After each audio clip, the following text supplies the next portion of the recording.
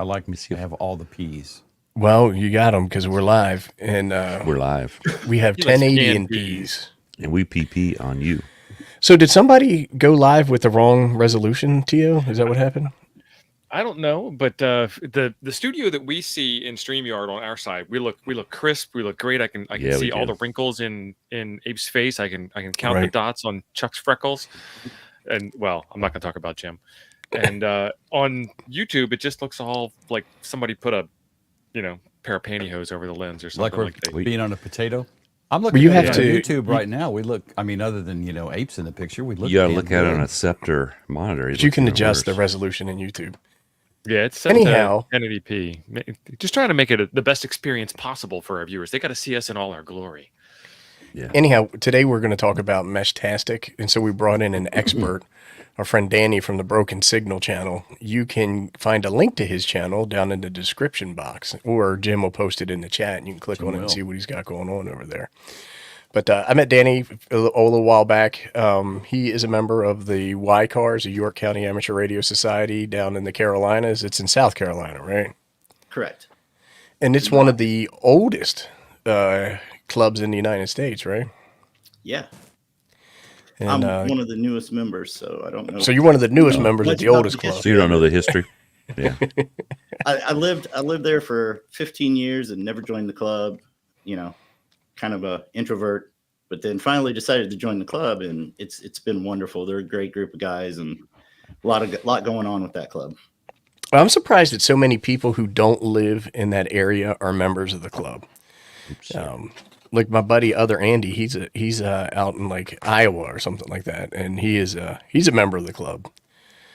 And, Yeah, it's they give great presentations. They bring people in, guests. I mean, we had you on there, Abe. Well, I was probably the worst at the bunch, but You had a great presentation, and I mean, I think just for the it was good until you got presentations, there. it's worth the cost of membership. But I'm not trying to sell the club, but it's been great. We have people in, experts, and give talks like you guys do on this show, and it's really been good. They're a very active club. yeah, no, I love the presentations that they put on the YouTube channel. But today, I was going to ask you before we started talking about Meshtastic, your YouTube channel, you cover kind of the gamut of everything. You do SDR, you do radio repair, HF, Meshtastic. TV. Can you just give us the quick little summary about your channel and what you're doing over there so folks can get an idea? Absolutely. I'm just a fan of RF, and I cover everything that's RF related. So We're still backwards, Jim. I've been into, which way? I've been into radio since I was a little kid, and just start to play with them, learn. And then I got into amateur radio.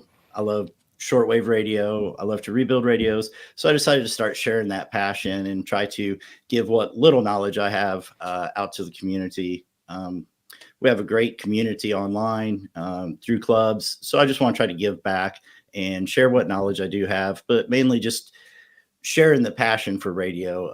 I think so many people have a love for radio, and it's definitely something that I want to expand upon with the channel. So I hope that it's doing a service and, not being another crappy YouTube channel.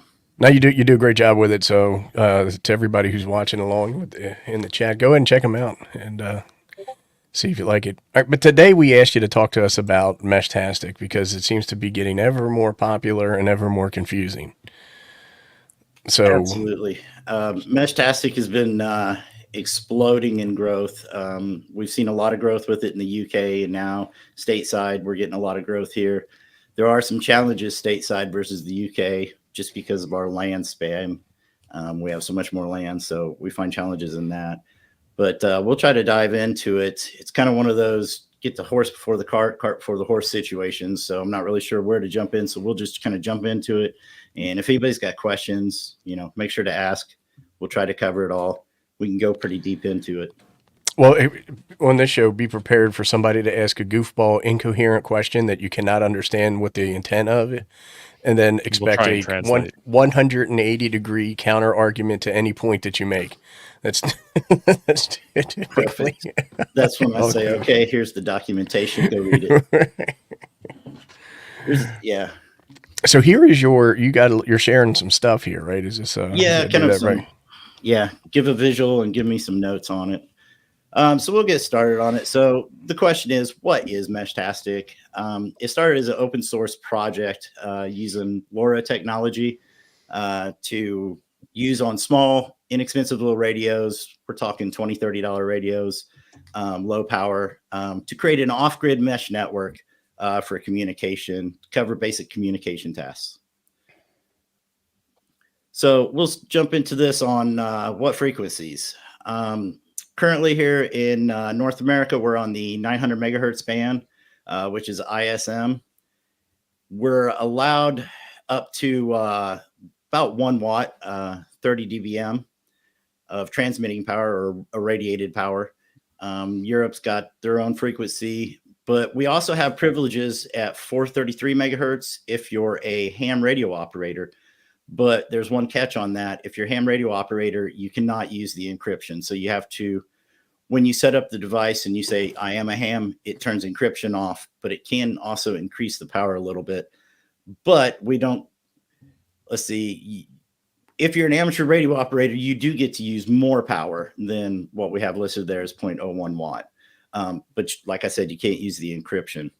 I do want to make one note. Currently, with the 900 megahertz band, not sure if everybody's aware, but there's a cell phone company out there who's wanting to take that 900 megahertz band and use it for device positioning and things like that.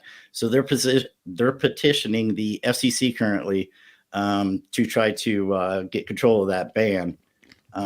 This is one of those situations to where I need to stand up on a little soapbox here about the ARRL.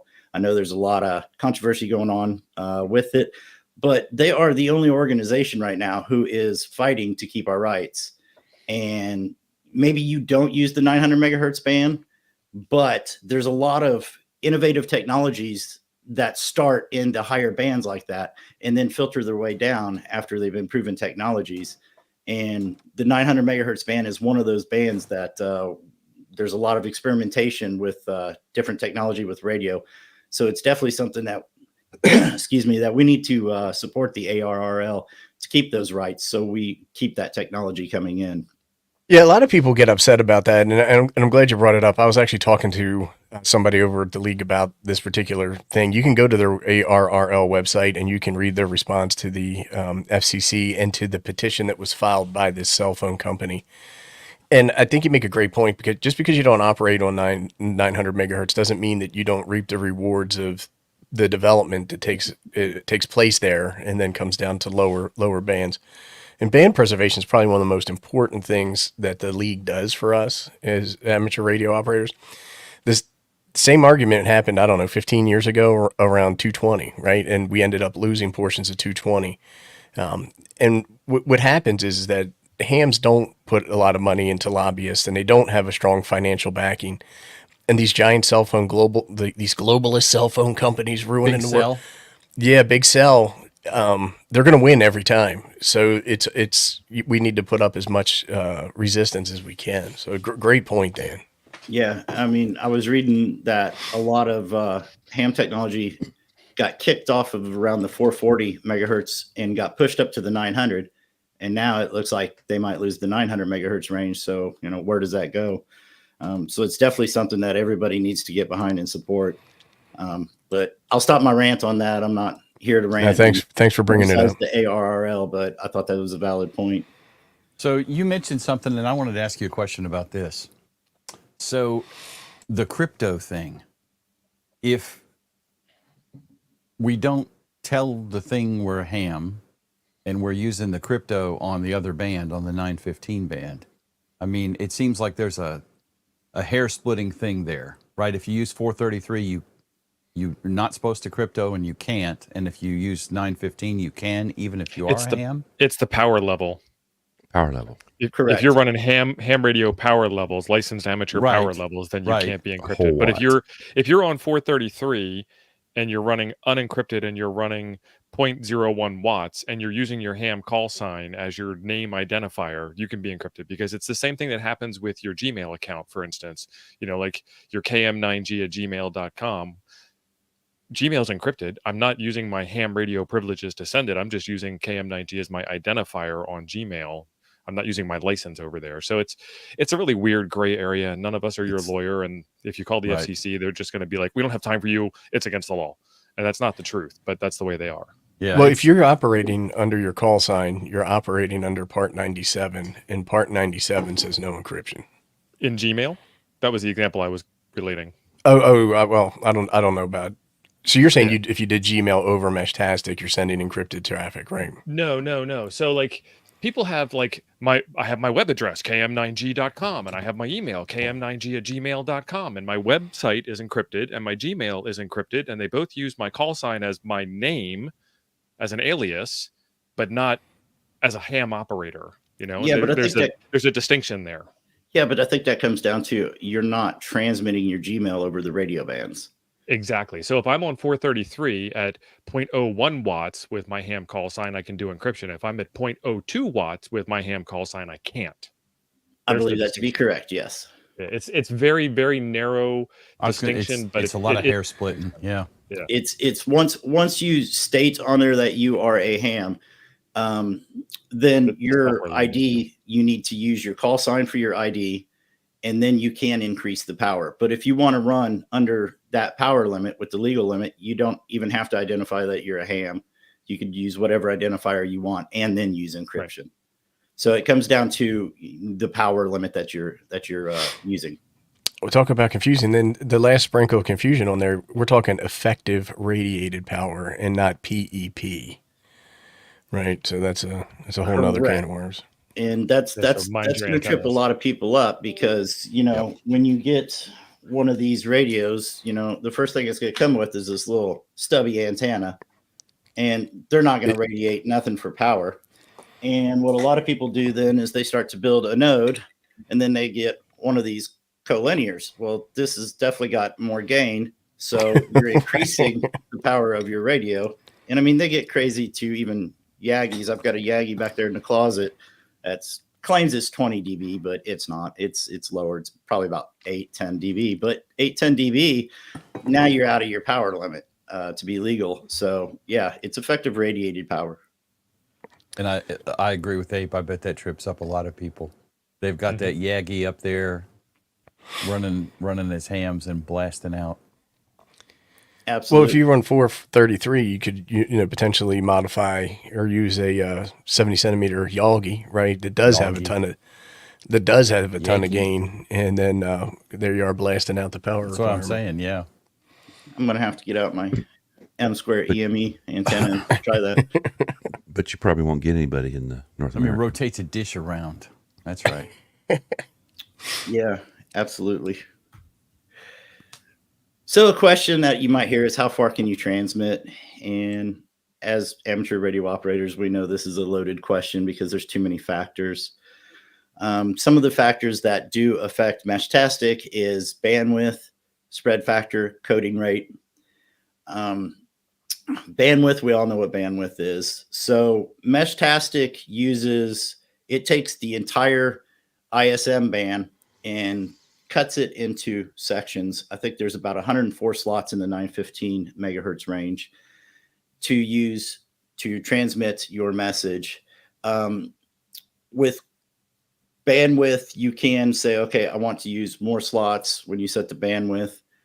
Spread factor is how many cycles that you transmit in. So let's say that you have a message that you want to transmit, a spread factor 1, let's say it was going to just transfer one time. But if you set it to 2, it's going to cut that message in half and send 1 into. And then coding rate gets into some data rates and stuff that it's too deep for this conversation. But these all take into account how far that you could transmit affects it. Current records right now, I think they said it's 158 miles ground to ground. That's 2 devices, but that's based highly on line of sight. You're not going to get that going from, inside your house to inside somebody else's house quite a ways. You're going to have to be up high on a hilltop, and ground to air is at about 128 miles. But because you're in the 900 megahertz band, just remember line of sight is very important on this. Dennis ran his on the way to the Hamfest on the plane and was getting all kinds of people. That has been a big thing that we've seen a lot is people using them transmitting from planes. And yeah, you can't really communicate because you're going too fast and you'll ping it. But by the time you try to send a message, it's not reliable to get a message back to them. But yeah, you'll see people all the time. Hey, traveling from Charlotte to Chicago. It's like, great. But are you allowed to do that though when you're on a plane? No one said no. I'm not answering that question. Maybe Dennis never did do it. I'm not sure. Like, I wouldn't be like, hey, y'all, look at me. I'm on here Meshtastic and on a FAA plane flying around. No, I'm not doing that. I don't know what is allowed and what is not. I guess if you put it in airplane mode on takeoff, but I have been on a plane and tried to see how many FM radio stations I could receive, and that's fun, but I'm not transmitting. I think that there would be some issues with transmitting.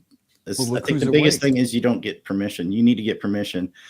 I know, to use ham radio on a cruise ship, you have to get permission of the captain before you could do that. So I would think it would be kind of the same on an airplane. It would, and the answer will be no. Absolutely. Almost the answer is always no. Well, if you come up with your little I don't know what that Meshtastic, is. I'm afraid of it. No. Well, the thing is that it looks like a detonator, right? When you have like these little cobbled together 3D printed wired everywhere. Little buttons. That's my favorite one right now. There we go. Let's get you on. So that does not look illegitimate at all, Dan. I'm sure you can take that on a plane. Yeah. Is that made by ICOM? Absolutely. Because I wouldn't want that. No, this is actually the new Seed Studio.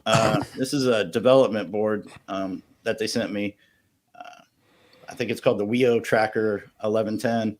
I'm going to have some fun, try to play with this, see what else we could do with it, because this will open up some different possibilities besides your typical Meshtastic stuff. So we'll do some sensor reading and things with that.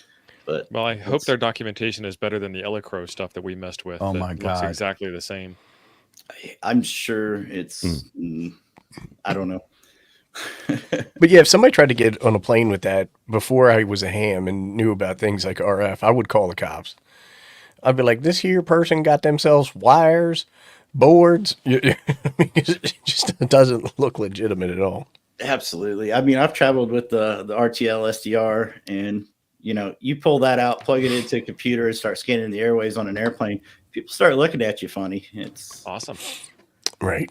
I don't know if that's a safe thing to do anymore. What you doing? Listening to the radio. What are you doing? Not like I pulled out a can of fish to eat. Right. It's not as offensive. Oh God. Sardines. So what can you transmit? Can you use voice? Short answer, no, you can't use voice. And this is why. We'll take a look at the mesh packet. So mesh creates, this gets a little confusing, but mesh creates little packets to transmit, and all packets are going to be converted to LoRa symbols. So this is based off of LoRa, which is long range radio is what LoRa stands for, using low powered devices. But all packets are then converted to LoRa symbols to be transmitted. But if we take a look at the packet, the first part you have is the header, which is unencrypted. And it contains the destination ID, which is, who you're trying to reach, or if it's everybody, the sender ID, which is your device, the packet ID, the ID of the actual packet, how many hops that you want it to take, which the default is 3 hops on that, and then whether you want acknowledgement or not. The reason this part is unencrypted is this is kind of how the mesh network starts to work. That information needs to be available unencrypted so that if you're hopping from one node to the next, it knows how to route and who to send the message to. So you can't have that encrypted.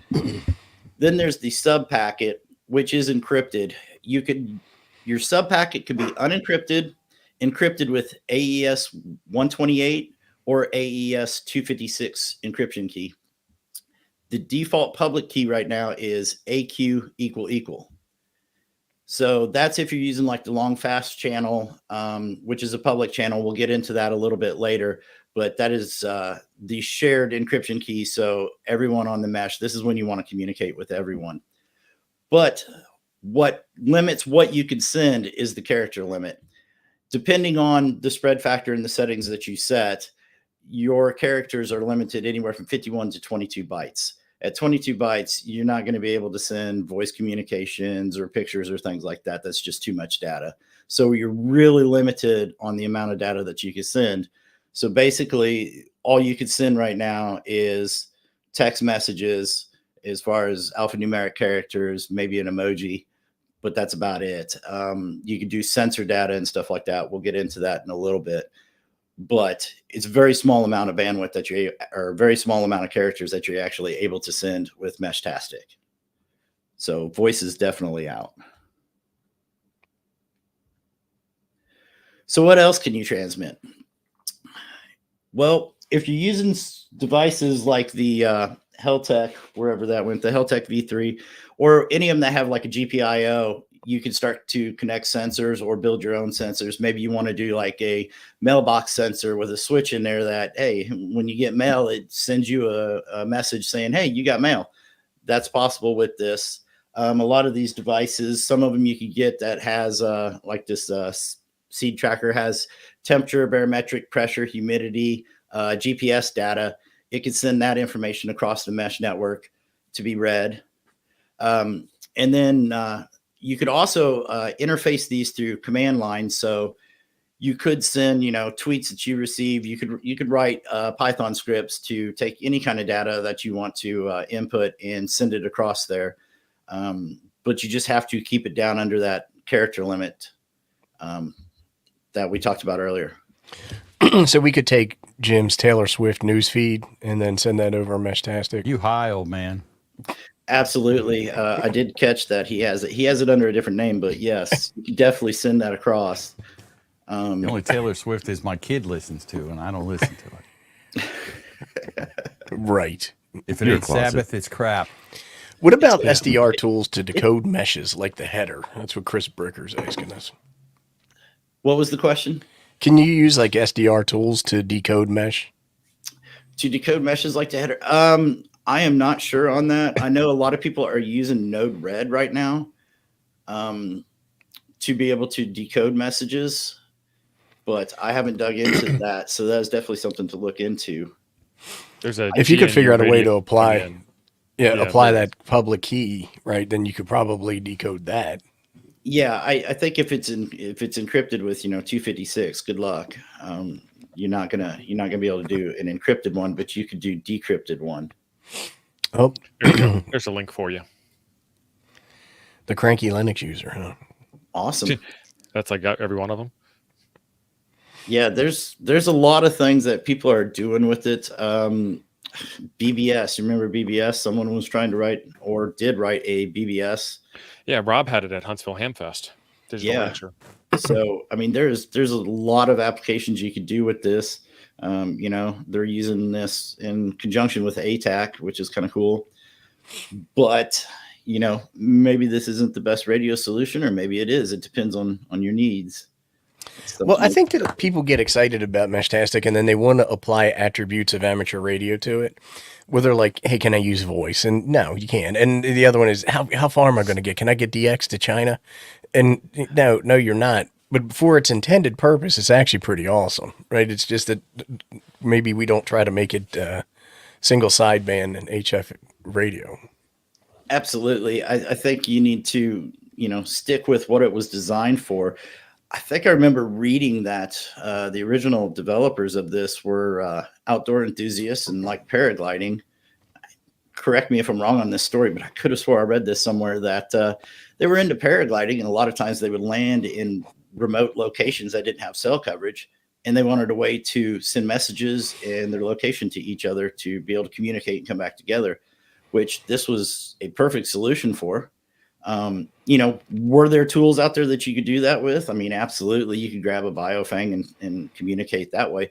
But when you take weight into factor, the weight of, one of these trackers versus a biofang with its battery is huge. And when every ounce counts, I think it's a great use of technology. And if anything, I think, it's a great learning tool. As you start to dig into this and get more and more into it, you start to learn way more about the technology that's involved. And when you start looking at how it building a mesh network is a very complex thing. It's not something that could easily be done. So it's very impressive what the developers of Meshtastic have done so far with this project. So pretty excited to see what they go forward with. And then you have, everybody else on the outside starting to build all these different applications to work with it. It's really cool use of technology. One of the coolest things that I think about this is the sensor platform stuff, right? Where you can basically build your own weather station, because you can buy, a home weather station and they start around $150 or so and go north from there, depending on what brand. But you can do all that functionality with the Meshtastic stuff for less than close to the same cost and actually end up with more functionality. Absolutely. You could do that through, the reading of the serial. So anything that you could get a serial output on. Right. So, you could do that for that. You could do it for battery monitoring, I know TO's into solar. I started to play with solar too, and I got the Rhenology, bought the Bluetooth module so I could monitor that Bluetooth, but I have a very short range with that. If I wanted to, I could use the Meshtastic, tap into that and monitor, my charging status and stuff like that at a much further distance. So it's really unlimited what you're able to do with this. Your imagination is going to be your limit on this. Right. I mean, Ape said we can't get to China, but if you had ships spaced perfectly and had enough hops, maybe you could. Oh, you probably can through the mesh, but not through line. Through the mesh. Yeah. Through the mesh, yes. Yeah. But the hops is a problem too, just like APRS, where you saturate local networks. Absolutely. And we're going to get into that very soon here. You could do that, but is it the most cost-effective way? Probably not. I'll just prove in Dave. You still send a letter, as usual, through on horseback, but bring it, Chuck. More efficient ways of doing it today. I would just use 11 meters. That seems to be the best way. Always. 11 meters is the solution to everything. 11 meters or 7,200 power megahertz output. with a 40-meter band. Right. All right. So how does it work? All right. So these devices so they're just a small radio device and you need a input. So some of the devices do have a screen and a keyboard built on it that you can type your message with, but most of them are going to pair to your phone through Bluetooth. Now it's not using your phone's Wi-Fi or cellular service. It's only using that as an input device to send your messages. So you type your message on your phone, it converts it to LoRa symbols and transmits it into the mesh network or directly to another device, and they can display it on their screen. The big thing I want everybody to remember here is that it is not using cellular or Wi-Fi data from the phone. The phone is only an input device. But if we get into the mesh network itself, so you have a node and your buddy has a node. You send a message, as long as you're within line of sight, got a good signal, that message is going to go through no problem, and they'll send an acknowledgement back. But where this gets fun is when you start to mesh. So your buddy is out of range and you need to send a message to them. When you transmit your message, the way the system used to do was it would randomly pick 3 nodes and they would then retransmit that message themselves, rebroadcast it. So hopefully your buddy would pick it up and then could come back through that same way with the acknowledgement. But they started having flooding issues. So the developers decided to recode it so that instead of randomly picking 3 nodes, it still kind of randomly picks, but it puts weight on nodes that are further away from it so that it tries to get a further hop. Because if you was to just hit the 3 nodes closest to you, you might not get very far because there might be 3 nodes right on top of you. So they put a weight on nodes that are further away so that it would hop to those and then hop to the next, however many, up to 3 hops. There is a problem with that system though, and that's because the way they determine the distance, it isn't using GPS data because not all nodes might not have GPS or you might not have it set right. But the nodes, it uses the signal strength of the node. So if you're sitting there and you transmit a message, but let's say there's like 3 people in houses next to you and it picks those because they're really low signal signal to noise ratio, it might be because they have a crappy antenna, or they're sitting inside a house, or they're behind something, and it might pick those thinking that they're further away, and they're not. So in this situation, what they're telling people, what you need to do is, if you have a crappy antenna, or let's say you just have a node inside your house, not outside where it could get good coverage, set the mode, or set your device to client mute, so it doesn't retransmit. So it's like, hey, I'm not to be used to retransmit to other devices. That's pretty cool. But it requires a level of personal responsibility that often most people don't have, right? Correct. Not today, no. That was pretty good on Dennis there. That's a long ways.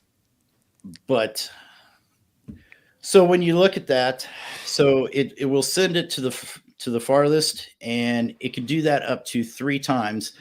They're not all going to transmit at the same time. I'm not sure. I don't see it in the documentation on how that's done, but they have an algorithm that says, okay, I'll wait so much to see if anybody else sends it. Okay, I'll send it. And then the next one will be like, okay, I didn't hear it, so I'll send it. There is a time shift delay in this. I'm not sure how that's done. But they will all transmit unless they hear an acknowledgement.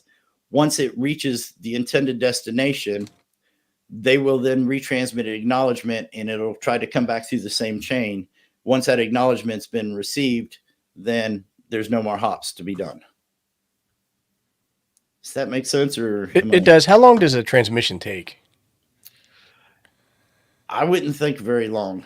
You're only talking up to 22 bytes, 900 megahertz. I think it would depend a lot on band spread, things like that, but I don't think it really takes very long.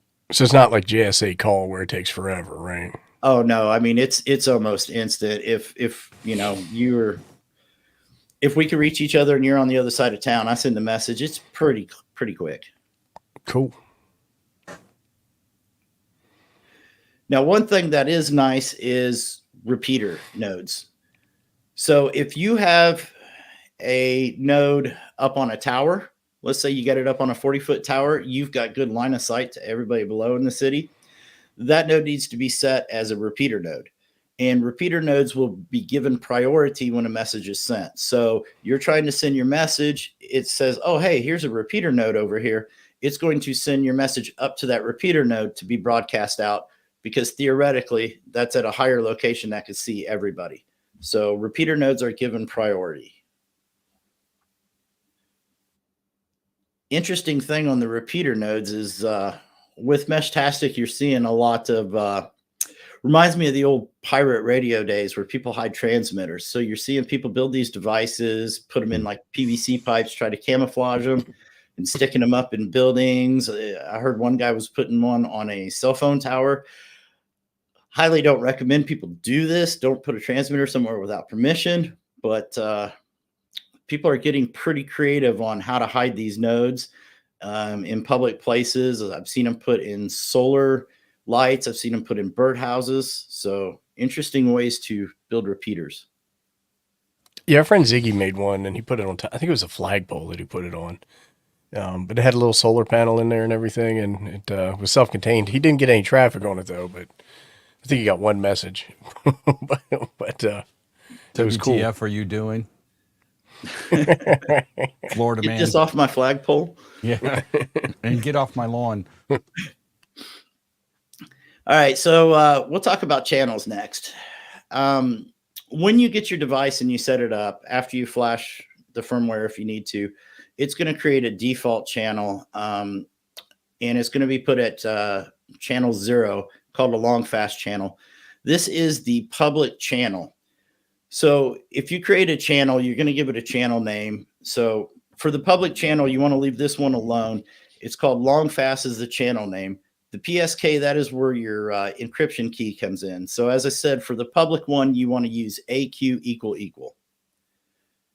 You have the next options, which is uplink enabled, downlink enabled, position enabled, and precise location. The uplink and downlink enabled has to deal with MQTT, which we can talk about in a little bit.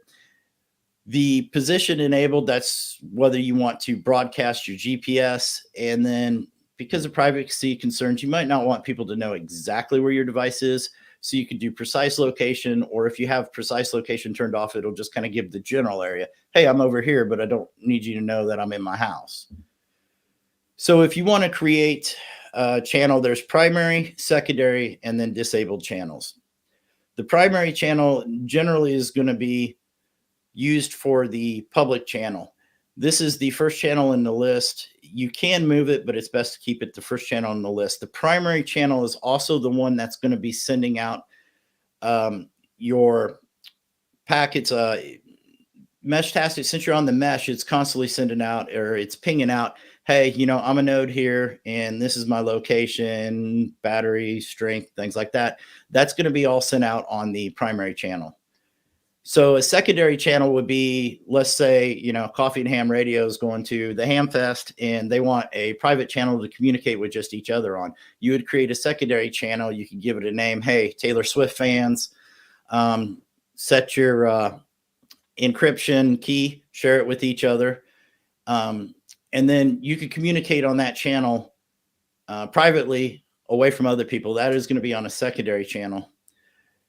You do not want to have a disabled channel in between primary and secondary channels. Disabled channels need to come towards the end. There are a few rules to that. It's listed out in the documentation. Now, we'll go back to the MQTT. So what is MQTT? MQTT is where you could actually backbone Meshtastic and use the internet. So if you want to send messages using the internet, you could turn on MQTT. So on the channel settings, if you have uplink enabled, any messages you send will be able to be sent out across the internet. And if you have downlink enabled, of course, any messages that are sent on those channels through the internet, you could then receive on your device. Now, why would you want to use MQTT? The biggest thing that you're going to see when you start looking into Meshtastics, everybody's going to say, shut MQTT off, shut MQTT off. And absolutely, you should. The reason being is MQTT is actually global wide if you're using it on like the public channel. So don't ever use MQTT on the primary public channel because that's just going to flood the network and bring it down for everybody. But you might want to use it on your private network. So let's say you create a private channel, you're at the Hamfest, but let's say T.O. can't go to the Hamfest and he's at home, but he still wants to communicate with you. You guys are not in range. You could turn MQTT on so he could still communicate through that channel with you guys using the internet, as long as one of you have, internet connection on your device, on at least one of the devices on the network. So like if I'm driving to the Hamfest, I could do a message on a private channel using MQTT, and then one of the boys at the Hamfest who is internet connected would get that and then relay that message to everybody else over RF. Absolutely. That's kind of sweet. Yeah. And that's the internet connected to your cell phone or the internet connected to your Meshtastic device? You would do the internet connected to your Meshtastic device. They all have a Wi-Fi. Most of them, I believe, have a Wi-Fi connection on them that you can connect it to the Wi-Fi. But I would Bluetooth for remote control of my Meshtastic device from my cell phone, and then point my cell phone back. Then point my device back to my cell phone for internet out. Right. Correct. Via Wi-Fi. Yeah. So if you have Wi-Fi on your cell phone and you have Wi-Fi on the device, so you can do Wi-Fi on the cell phone and give that Wi-Fi to your node, because you might not, you can use the cellular data that way as well. But you could also use Wi-Fi if you, let's say, you have a Wi-Fi router around that you are using. You could have your device connected to it and your phone connected to it, and then you could use that to communicate, to send, to use your cell phone as the input for the device using Wi-Fi instead of Bluetooth, which would give you a greater range. I know I do that here at my house because my device might be out of range from Bluetooth if it's on the other side of the house from where I'm at and I'm sitting inside a room. So I will use Wi-Fi that way. Gotcha. Thank you. What I do see, MQTT, I do see that there's a great opportunity with that, because right now there's a lot of areas that is trying to build up their mesh network. Like there's Austin Mesh, there's one up in Chicago. There's a ton of them going around the country right now that are creating a citywide mesh network. Charlotte's doing one. But I could see that MQTT could be really good if you want to then create a statewide mesh network. So people have talked about trying to put nodes sporadically to connect between cities, but until you get that infrastructure up and you want to be able to connect your whole state. So let's say you want to connect Austin and Dallas together. You could take one of the repeater nodes, put it on Wi-Fi, turn on MQTT, and then take the same, do a repeater node at the other city, put it on Wi-Fi, connect it with MQTT, and now you've used the internet backbone to connect those two cities. As long as you're doing it on a channel, create a channel that's for like Texas channel. Then you could use MQTT as a backbone between those two to connect your cities. So until you get your infrastructure built up, because it would take quite a lot to go from Austin to Dallas, wouldn't it? I'd imagine it would. Everybody says how big Texas is. Yeah. That's what they say. Even Texas is big in Texas. So I think there's definitely use cases for MQTT. And if you're wanting to build up, and you might even need to do that in a town. Maybe you've got, the east side of the town and the west side of the town's got good coverage, but in between there's just no nodes. Until you get nodes put across there to build a network across that town, you could use MQTT as a backbone to connect the two. Yeah, we got a question from him in Connecticut, and he's asking if it's for MCOM. And anything that's new and exciting, the tactical hams do adopt it for MCOM and emergency preparedness and playing Army. So it is now, but just like JS8 call, I don't know if it's going to, like JS8 call has been kind of abandoned for WinLink, right? Or what is that? Yeah, it's WinLink. JS8 call is pretty dead these days. I think everybody's jumped over to WinLink. But when JS8 call came out, everybody's like, this is the mode you need for tactical prep and hams. Grid down. Right. And they made a big stink about it. But so I'd imagine it's the same case right now with Meshtastic. Yeah. ATAC is a plugin for Meshtastic. Meshtastic's actually giving it some support. They have a mode that you could put your device into TAC mode and connect with ATAC, which I don't know if you know what ATAC is. But it was developed for the military, and a version of it has trickled down into the civilian world. And if you want to go play G.I. Joe, it's a great device for that. I don't know how well Meshtastic fits into that because, ATAC was actually designed to be able to send, high data rate information. You're supposed to be able to send images and videos and things like that, and you can't send them through Meshtastic.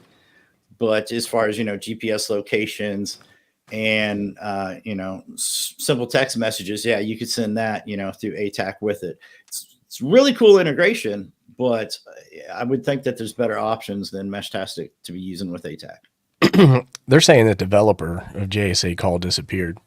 Maybe he was on one of those Puff Daddy videos or something like that they've been talking about in the news.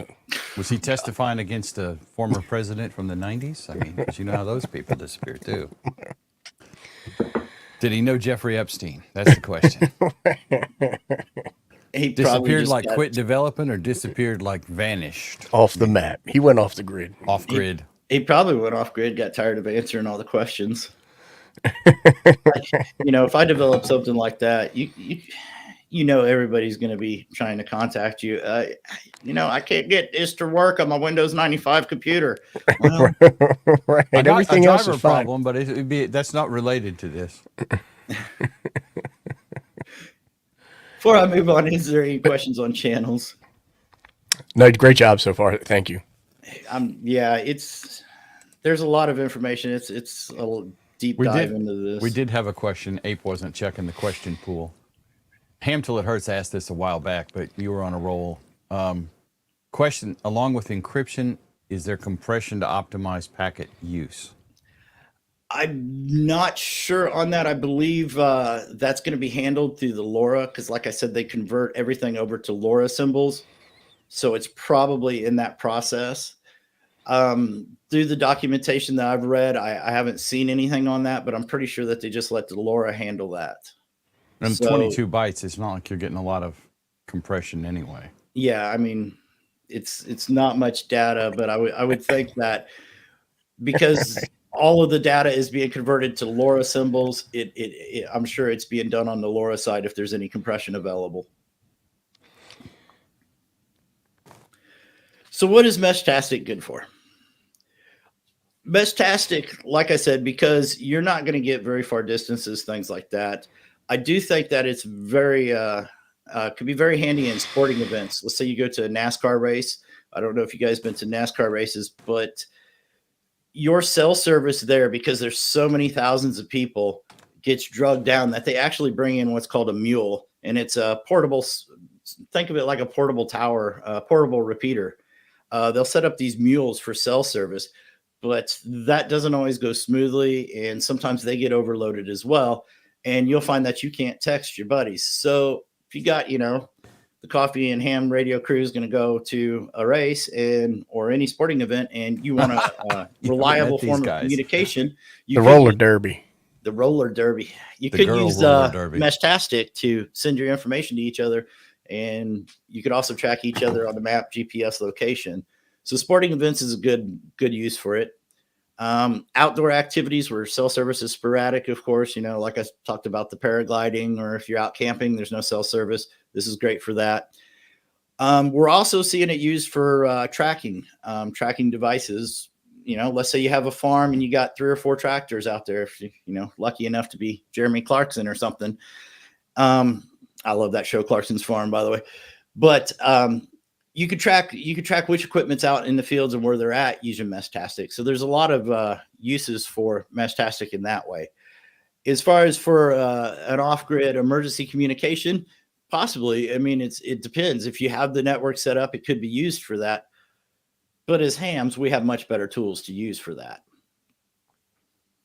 Well, what I understand is it's really helpful when you go to ham fests and you want to coordinate your sticker swaps. So everybody wants to trade their stickers. They can say, hey, we're meeting over by the pork chop stand to switch stickers. Always the pork chop with you. Always there.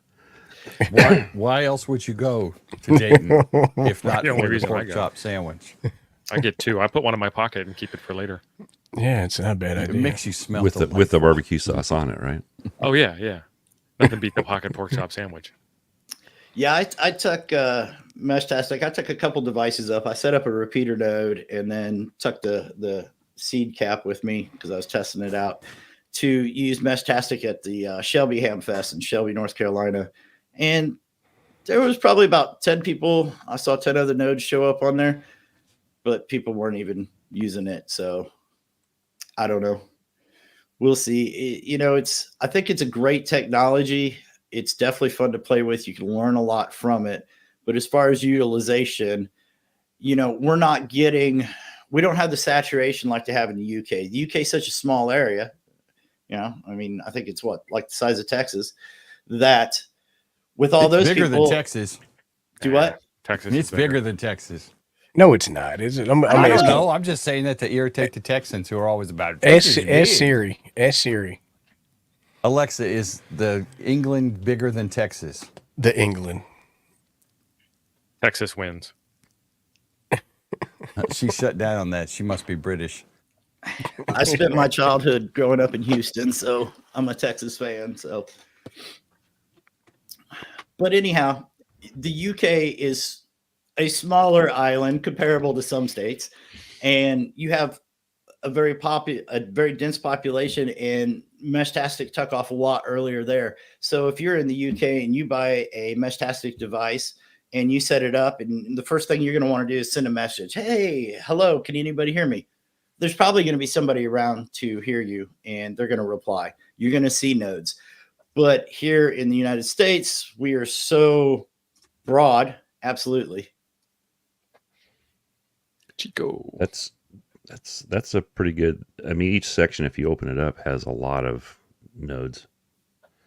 Yeah, that is. Dennis is up the top, like right up here. Dennis is up in that area. He has huge node society up there, I guess, if that's what you call it. Yeah. So we're finding that I keep saying we're, but the internet community. I'm not associated with Meshtastic. I want to make that clear. Thanks, Chuck. The internet I didn't touch anything. community. So there's a lot of people who are buying a Meshtastic device, setting it up, sending out, saying, "Hey, is there anybody there?" And crickets, no response. And they'll also, you can leave a device up for a week and you might not see another node. So if you want to get into Meshtastic, you definitely want to first either make sure that there are nodes around you, or buy some extra devices and hand it out to friends. So that way, when you guys get set up, you're immediately texting with somebody. If not, you're going to have this device set up and it's going to be worthless to you. Unless you have a use case for it, maybe you want to do some sensor data reading or something like that. So it's not something that you just want to, buy, set up, and send out a message and hope you hear. Another thing is it could take, like I said, they send out, "Hey, I'm a node, I'm here." That message is only sent every 30 minutes by default right now, I think it is. So if you set up a device and you're like, "Hey, I'm not seeing any nodes," and then, you don't get back on that device, if you don't give it time for nodes to pop up, you're not going to see anything as well. I think I get a lot of extra ones because I live close to the freeway, and I think a lot of people are traveling with them because I get a lot of pings. You're getting a lot of drive-bys? I think so. And I noticed the same thing with when I hook my outside antenna up for APRS. APRS, yeah. Same thing. Because that's the same thing I get here because the interstate's about 4 miles away. That's the only traffic it ever sees is random interstate traffic. Right. Yeah. I live on the outskirts of a major city, so I don't see much traffic here, but if I take it and go into the city, then I start picking up all kinds of nodes. So, I can put up the Yagi and pick them up, but, I'll be exceeding that ERP, and I don't want to do that. Well, I've seen our area grow. You said that Dennis with a grin. I detect maybe. No. Just saying. Dennis gave me this setup, and I've seen the community grow since last 3 months or 4 months now, and there's just more and more of them that I can actually. But I've never had anybody other than Rob get back to me, so I don't know if I assume people were hearing mine, but send Dennis a message. He'll get back to you right now. I did send Dennis a message, but we're still not quite linking up. I probably need to throw mine up higher. Well, Dennis plays hard to get, is what I understand. With the he is, yes. You know how he is. Right. Height is, you definitely want to get your antenna up there, but you know that. So actually, I thought about taking it to my friend's house because he lives right above me, but he's like probably 300 or 400 feet higher than I am. Absolutely. So it'd probably be a better spot. Maybe I should just take mine out and try Dennis from the top of the hill sometime. This would be fun adventure. Soda mesh. Yeah. Mesh on the islands. Yeah. I guess they just put another one. Somebody stole the one up on Mount Vaca, which is near us. It's kind of in between me and Dennis, about 29 miles from my house. And I can take like a little, 5-watt radio and hit the repeater there usually. So maybe that may be how he's getting down past me. I don't know if he's making any contacts down past me, but the more I learn about, the less I know, I think. Yeah. Soda mesh, POTA mesh, IOTA mesh. Sounds great. Meshtastic devices. So there's a plethora on the market today. They're basically, you got 3 good radio chips that are supported. It can work on others, but you got the ESP32 devices like the Heltec V3s, the NRF52s, the RP2040 is the chipsets that you're looking for. Some of the brands, Rack makes the Wise Block, which is good. Seed Studios come out with one. LilyGo is very popular. The Heltecs are probably the cheaper ones, but I think a lot of people are wanting to build solar nodes so that they could put up different nodes throughout the area to build the mesh out. And Rack Wireless seems to be the popular one on there. They're supposed to be able to I think they have a solar controller built in, a charge controller built into it, so you can hook the solar up to it. But I'm not sure. Maybe it's external. I think it's external, but they have a lower power consumption, so people are using those to build the solar nodes out of. But we're starting to see it's been a DIY project, so you have to buy, a board first, not like this one, but some of the other ones. But now we're starting to see products, like the Seed Studios tracker come out. I think Rack Wireless picked up a new one, or have come out with a new one. So we're starting to see more ready to go production nodes starting to come out, or devices come out, so you don't have to build one yourself. I did a video comparing the Seed Studio, a cheap plug here, the Seed Studio device versus like doing a Heltec for an everyday carry device, not building a solar node, but something that you want to carry with you.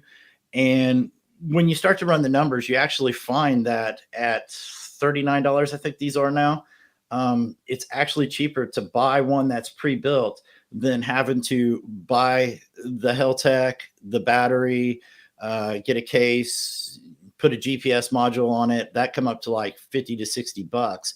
So, I think this is one of the best values right now on the market for $30. This thing is so small and light, and I dropped it. Droppable. Yeah. And now it's broken. I actually, no. But I've been carrying this one just to test, and I've been happy with it. It's I would highly recommend that. And that's everything you need in that little device right there.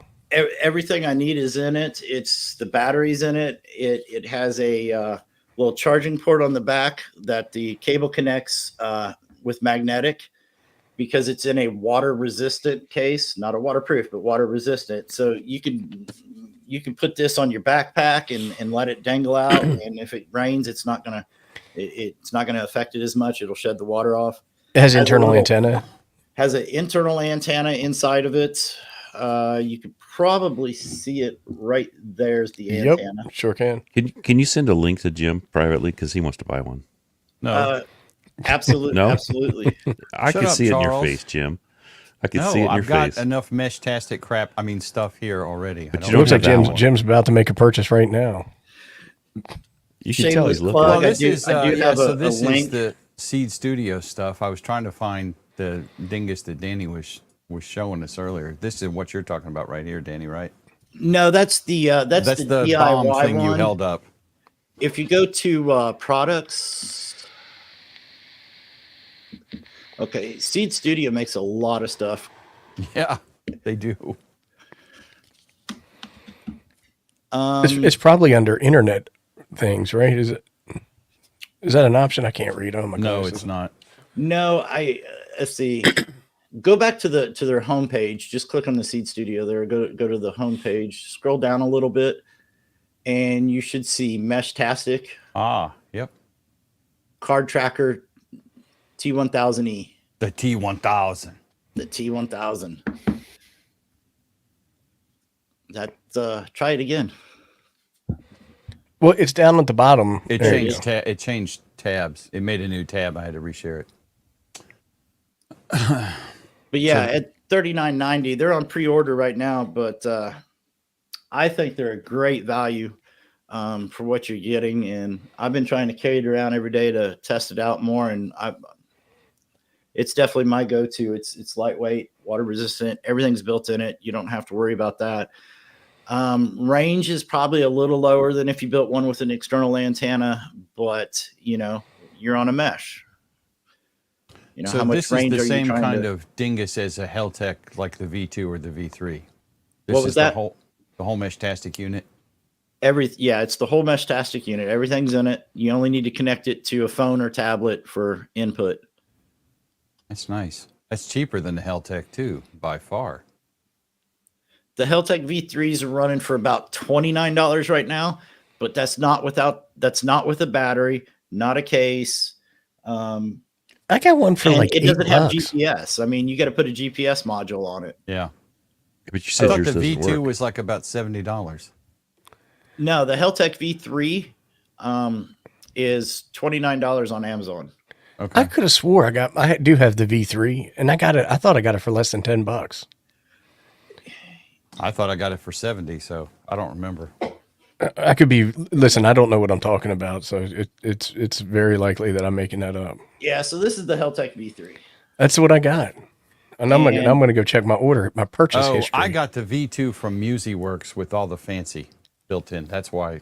Yeah, if you buy it in just the bare bones, DIY kit, I bought a couple from I think AliExpress, and I got them for $15 a piece. But they're selling for $29 on Amazon. And you can return it if it's broken or there's not devices, but when it first started getting popular here in the States, it was hard to even find them. That's why I went to AliExpress to buy Ape them. and I never buy anything off of AliExpress ever. Oh wait, that was a lie. It is. It is hit or miss. Is growing. I will say that. Yeah, my nose is really growing on that one. It's HELTEC. Is that right? Yeah. Yep. HELTEC. I've done good on AliExpress. Ali Thursday night. I will say anytime I haven't gotten something or something wasn't right on AliExpress, they did refund my money though. So I can't complain about that. I've never had any problem. About these, but I also have a threshold of what I'm willing to throw into the mix and see if it sticks. So yes, I'm not gonna send $500 to Ali, but $20-$30, I'm okay with that risk. Exactly. Absolutely. I must have ordered it from somewhere other than Amazon because if it's $500, it's Amazon or local. One quick thing on the Heltecs is definitely be careful when you're buying one that they are for Meshtastic, because there are other Heltec ESP32 devices out there that do not have the LoRa radio chip in them. Because this is based on the ESP32 boards, which Heltec's been making ESP32 boards forever. I've been using them for home automation, which they're great for that. But they put the LoRa chip on them and started using them for there. So make sure. YouTuber says he got something for. Yeah, I could have swore. Like I don't think I would have bought it if it was expensive. And by that he means over $25. 10 or $12. Come on. For your counterfeit. No, that's TO. That's that cheap. If you're buying ICOM on Ali, you're not doing something right. That's where Mossad sells. When you're paying the premium for ICOM, you just go ahead and buck up and buy it from a reputable dealer. Are there any? I'm not getting into that. Don, look at Don flashing his roll of cash. He's got drug dealer money. He don't care. He's got that new job, man. That's why. $850 for. Oh man, must be nice to have a job. What's that? I couldn't do. That's like laundering money. Is what you're doing there, Don. That's better put that on your best credit card so you can dispute it. He already got it. He's already got put the that radio. on American Express and hope for the best. Yeah. American Express is a good one for disputes. They're probably the best. Yeah. If I go international, I buy it on Amex so I can. Oh, we're gonna put the flash Amex right police now on them. Hey, are you going to flash this, buddy? This is Heltec counterfeit boards to begin with. Yeah, maybe it was a counterfeit. So one of the things I do love about the Meshtastic program is there is a lot of developers working on it right now. It is open source, so anybody can contribute. And they're really making it very polished. I don't know if you've messed with a lot of ham radio software, and I don't mean to, step on anybody's toes out there, but a lot of it looks like it was written in the 90s. It's not Scottish. And I understand why. You just had to say that in front of Jim, didn't you? In the 90s because of who wrote it. That's the technology they know, but it doesn't have the polish of today's software. There are some, but a lot of it is stuck in the 90s. It's no Scottish, it's With the Meshtastic, it is very polished. One of the things I like about it, so if you get one of the Heltec devices, like we said, and you get it out of the box, it is not ready to go. You have to flash the Meshtastic firmware onto it. They have made it very simple to use. If you go to flasher.meshtastic.org, you could select your device and then select the firmware you want to use, which firmware is constantly upgrading because there's a big team working on this. Alphas have been pretty stable, but go with beta if you're new to this. So pick the latest beta version and then you hit flash, and then depending on the device you're using will depend on how it's going to flash the device, but there is instructions there, and it will walk you through what to do. Most of them are pretty easy. You hit flash, it's going to pop up, say, hey, which device? You click it, and it's flashing your device for you. I love how they changed the definition of alpha and beta software. So the stable release is beta. No, the stable release is not beta. Yeah, it's crazy, right? I think it goes back to the fact that Meshtastic is beta. There is not a production release yet. It's still in a beta phase. So, you know, I don't know if it will ever see a production. If it does, that's great. But it is going to be beta until they release to a production phase. So alpha is the latest that they develop. They've tested. They have testers to test it, and they're like, okay, we think this is pretty good. We want to push it out to the public, to anyone who wants to test with it, and they can report the bugs, and then they'll fix those and put it into a beta. If you're willing to accept that some things might not work or you might run into issues, alpha is going to give you the latest technology that they're running, and it's great. But if not, stick with the beta. You're going to be safe with the beta. Beta is pretty stable. Not that you won't run into bugs, but it is way more stable than an alpha will ever be. You may need to install serial drivers depending on your device. If you go over to Meshtastic's website, you can select which device, and it will give you instructions on which one to do. I can't cover that here because there's so many devices, and they're all different on how to flash and what drivers you need. Like I said, I did a video on setting up a Heltec V3, and somebody commented, hey, what about the drivers? And I'm like, well, yeah, you're right. I absolutely did forget about the drivers because I've been using ESP32 devices and Arduinos for years now, and all those drivers are pre-installed on my computer, and I don't even think twice about needing a driver for it. But the nice thing is when you do this, it does walk you through the process and tell you if you need to install a driver, where to get it, and things like that. The documentation on Meshtastic is one of the best I've seen for a project of this level. What about antennas? Antennas in trouble now. As amateur radio operators, we know antennas is where everybody spends 99% of their time. And there's good ones, there's bad ones, there's claims of good ones, and they're not. I think one of the most popular ones right now is probably the little black one there in the center. It's a gooseneck from Rack Wireless. A lot of people are liking that one. And the one on the far left, like I said, this antenna is a very popular one if you're building a node. So antennas are going to depend a lot on what you're wanting to do with it. The stubby antenna is not very good, but if you're in an area that's got a good coverage of the mesh, it might be all you need to communicate with. There are reports of them being, some of them are not good out of the box. So you might, if you have a nano VNA, you might want to throw it on there and test it to make sure that it's not shorted out, that it is going to work. Some people are, depending on where they get them from. Upgraded antennas, like this one is a good one. You'll see that one on there. A lot of people are using these on the Rack Wireless. I'm not sure if they come with the Rack Wireless, but these are good antennas. I saw this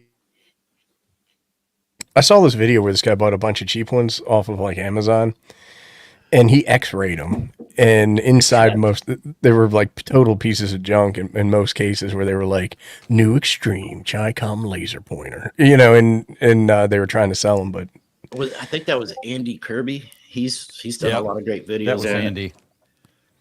Yeah, he's done that. He's taken them apart to see how they're built, and you're gonna find that there's some bad ones out there for sure. Andy's channel is great. If I'll plug his channel real quick, Andy Kirby, he's in the UK, and he's done a lot of videos on Meshtastic. So there's a lot of good information there. With the antennas as well, you got that Yagi up there. I would say a use case for that Yagi is if you're on the edge of a major metropolitan area, you're not quite reaching there, you could use that to get into that area. But as we said, ERP, you got to remember that. I did pick one of those up to test with, and I got it from AliExpress and it was like $15. It's, they claim 28 dB of gain or something like that. And it's actually about 8 dB, I would say. It was really on par with the collinear antenna. They've got the new loop antenna out. One thing about the devices, though, when you get your Meshtastic device, before you power it up, you have to put the antenna on there, because these things are transmitting and you don't know that they are. They will start to send out, node IDs, position IDs. And if you don't have your antenna, you're talking about a $20 radio. This does not have SWR protection, voltage protection, things like that on there. So you plug one in without an antenna, you could very likely burn it up. And that has happened to a lot of people. Well, according to the Florida ham, SWR doesn't do that, but right. Not getting into that. Probably wise. Absolutely, make sure you connect your antenna before you even apply power. That should be like the first thing you do. You get it out of the box, just plug that stubby in. But that's hoping you have a good stubby. So you might, if you got the Nano VNA, throw it on there. Make sure it's good. Right, Nano VNA. Oh God, there it is. If you have a spare 432 egg beater, you could go ahead and send that to me, and I'd love to test with that. Test with that. I'll actually be using it for satellite work, but that's another thing. Your Yagi was way off, wasn't it? Like 1.8 or something, almost 2 to 1. What was it? Your Yagi was way off. I watched your video on that on antennas. Yes, it was. That was thank you. That was the point I wanted to make on a lot of these antennas. Is a lot of the antennas that are being marketed as mesh antennas are not. They're actually designed for something else. Some of them actually even outside of the ISM band that you're trying to use it for. So you definitely want to do your research. Make sure you buy a quality antenna, or if you have the Nano VNA, test the SWR to make sure that it is going to work for you. A 1.8 SWR on that, while you can use it and my radio is not going to burn up, when you're talking, 0.1 watt, that could be detrimental to it. Every little bit of power coming out of this thing is gonna matter. So a lot of these antennas, like I said, are designed for other things like helium mining and things like that. So you want to make sure that you get a reputable one. You can't go wrong buying from Rack Wireless. They've you're going to get a quality antenna from them. I don't think many people have had problems with their antennas. If you're ordering off of eBay, even Amazon, there's some bad antennas out there. So our friend Morton, who we call the Swede, but is actually Norwegian, is wanting to know about LoRa satellites. And Morton's been a member for 19 months. Thank you, Morton. Appreciate it. Thanks, Morton. The only reason we're going to answer or entertain this is because he's a member. LoRa satellites. Pay no attention to that grumpy bastard on top, Morton.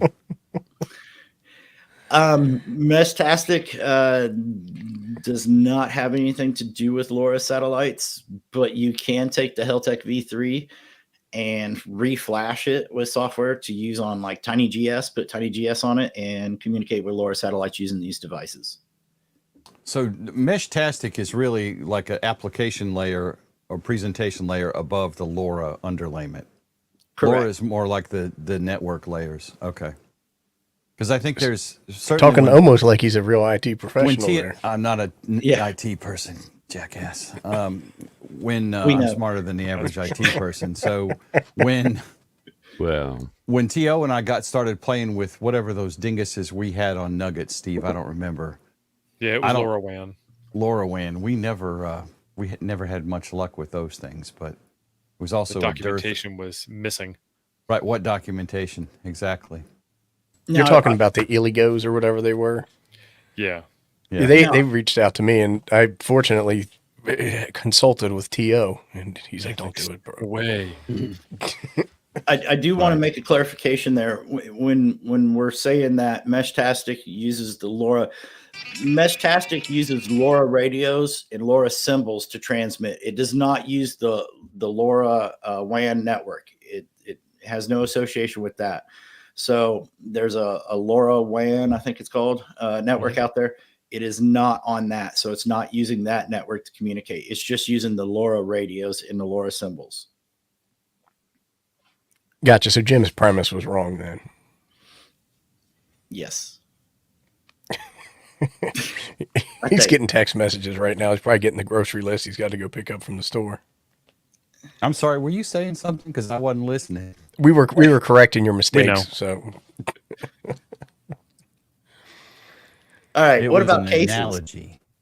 Now this is where a lot of people like to have the fun with it. 3D printed cases is all the rage with Meshtastic, and there are a plethora of 3D cases out there that you could print for these devices.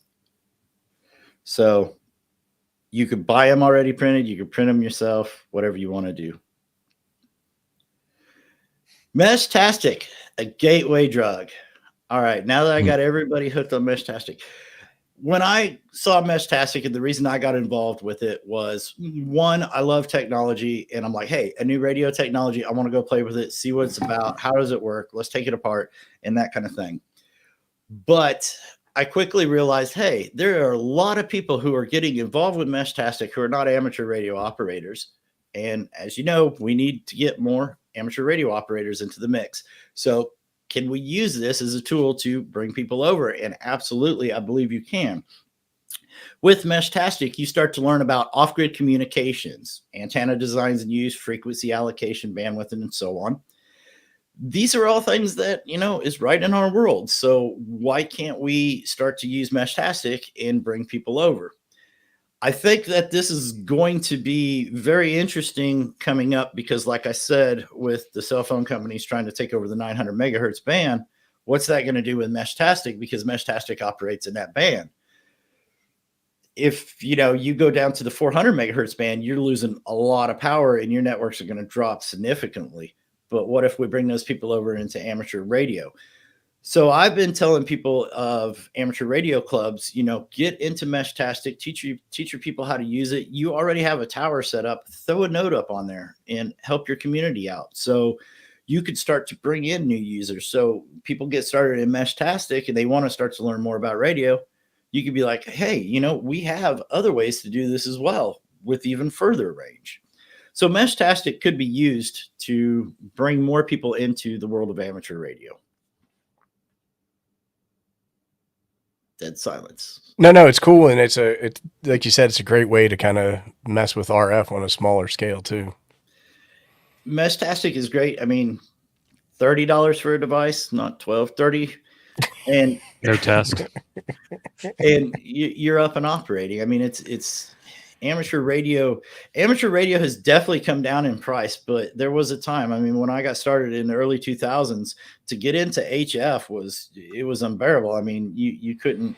A lot of people starting out couldn't afford to buy a radio if they were young, and the cost to get into it was so much. Amateur radios come down now. I mean, QRP Labs makes some great stuff. There's a lot of QRP radios out there that you could buy for under $100. The Ubitex is a great radio to get people started in if they want to learn more about radio instead of just buying one out of the box.